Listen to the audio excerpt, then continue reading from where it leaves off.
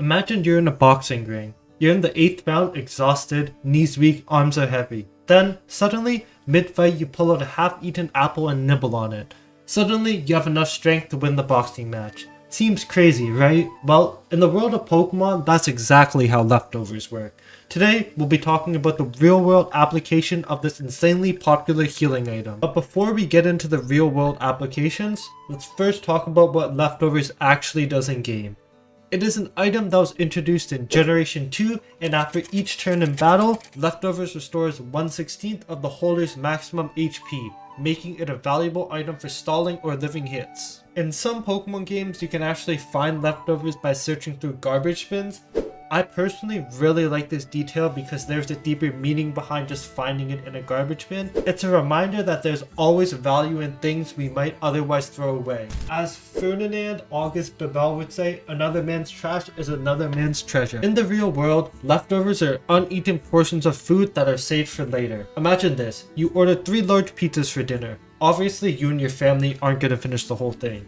So, you put the remaining slices in the fridge. The next few days, you microwave the food and eat it. Bam! Reducing waste and saving time cooking. As previously stated, leftovers heals 1/16 of the Pokemon's maximum HP.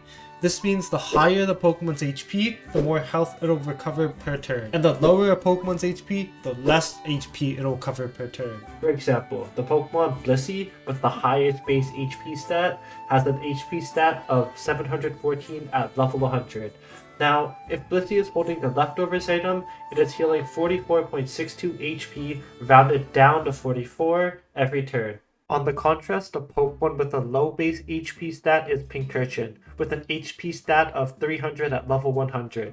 Now, if Pincurchin is holding the leftovers item, it is healing 18.75, rounded down to 18 HP every turn. This can be comparable in the real world because of how our body processes and uses food differently depending on our size, metabolism, and energy needs.